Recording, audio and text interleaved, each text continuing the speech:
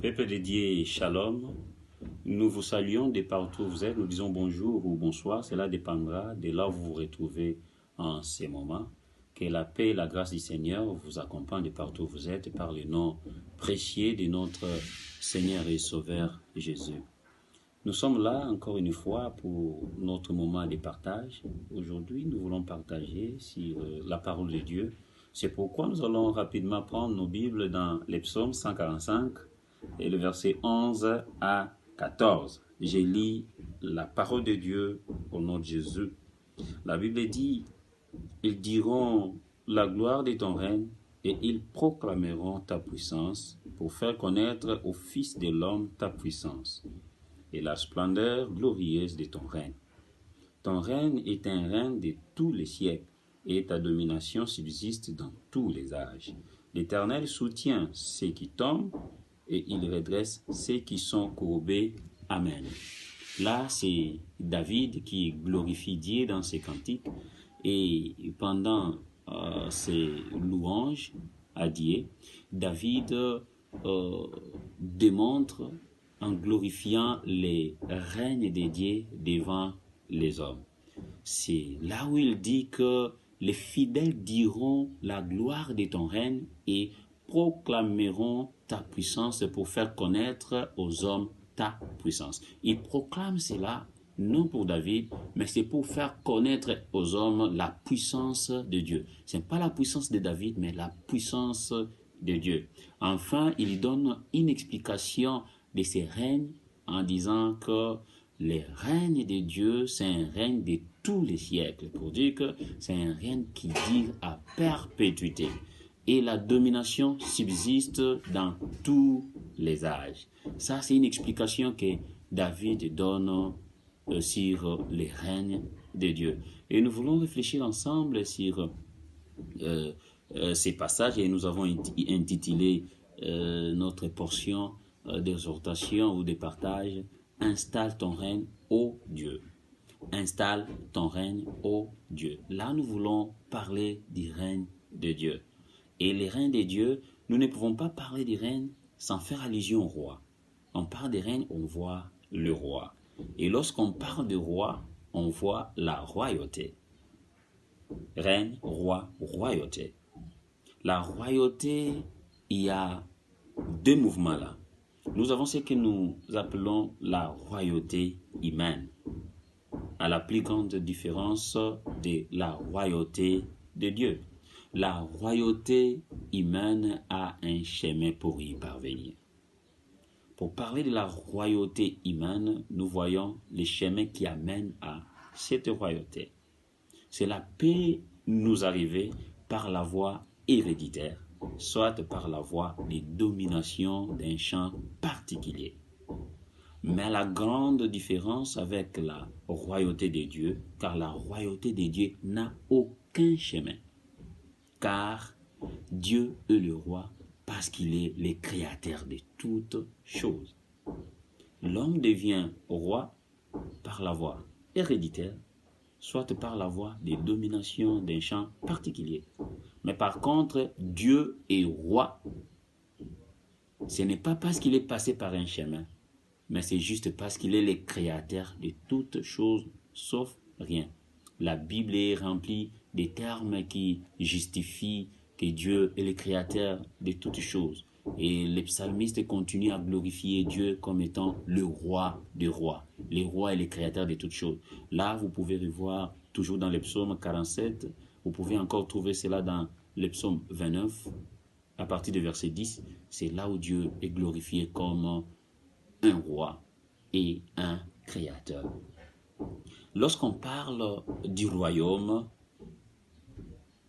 on voit automatiquement les règnes. Qui dit règne, dit royaume. Qui dit royaume, dit règne. C'est pourquoi le royaume ou le règne désigne soit un pays gouverné par un roi, ou soit un sujet du roi. Un sujet du roi. Lorsqu'on parle des sujets du roi, on voit aussi les règnes et le royaume. Et un pays gouverné par le roi, nous voyons également les règnes, mais aussi les royaumes.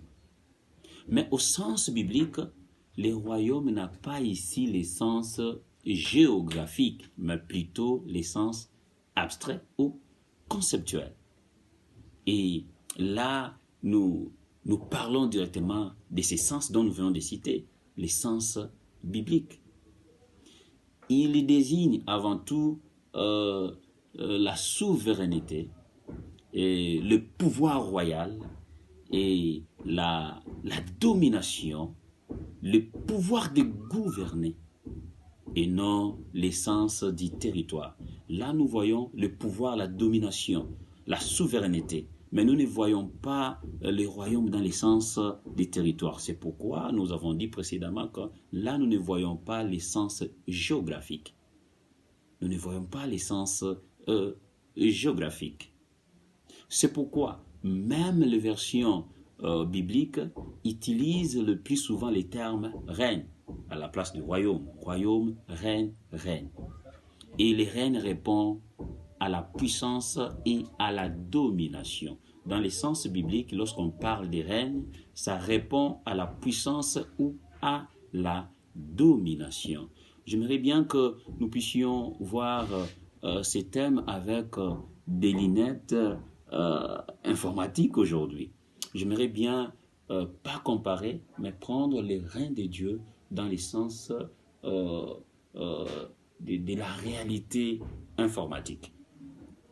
Je ne dis pas que la réalité du règne ou du royaume a la forme informatique, mais moi je vais voir cela avec des lunettes informatiques pour bien expliquer cela. Nous disons que installe ton règne, ô Dieu. Nous demandons à Dieu d'installer son règne. Les règnes de Dieu, c'est comme un logiciel informatique qui gère l'ordinateur. Lorsque nous demandons à Dieu d'installer son règne, c'est comme un informaticien qui prend un logiciel et installé dans un ordinateur ou soit dans un smartphone pour que les logiciels en question prennent le contrôle des matériels. C'est pourquoi la première des choses, pour que les règnes de Dieu soient installés, on doit d'abord laisser de l'espace nécessaire. Si vous voulez que les règnes de Dieu s'installent en vous, dans votre domaine, dans votre milieu, la première des choses, c'est de lui laisser l'espace. Pourquoi? Parce que sans espace, dans les domaines informatiques, il vous sera difficile d'installer un logiciel. Les règnes de Dieu a du mal de s'installer dans un endroit surchargé. Dans un endroit où il n'y a pas d'espace, il sera difficile pour qu'un logiciel soit installé. Nous avons intérêt à libérer de l'espace occupé par les péchés pour que le règne de Dieu s'installe à nous. Bien-aimés dans le Seigneur, lorsque vous avez un logiciel et que votre support, disque dur, flash disque, je ne sais pas, smartphone est saturé, il vous sera difficile d'installer un nouveau logiciel. Or, lorsque nos vies sont saturées par les péchés, il est difficile que les règnes de Dieu viennent s'installer en nous. Pour que les règnes de Dieu viennent réellement s'installer en nous, nous devons libérer l'espace de nos vies rempli des péchés pour que le règne de Dieu s'installe. La deuxième des choses, pour que le règne de Dieu s'installe dans nos vies, dans nos milieux et dans notre environnement, nous devons lui dire de s'installer en nous. Dire au règne de Dieu de s'installer en nous.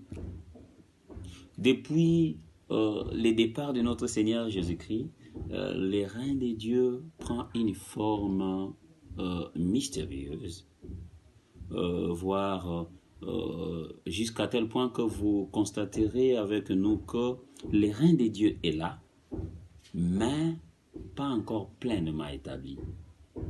Je peux encore m'expliquer. Vous verrez une personne ou une église qui croit en Dieu, qui connaît Dieu, qui a Dieu en lui, mais les signes de l'installation de ces reins de Dieu n'est pas tellement remarquable.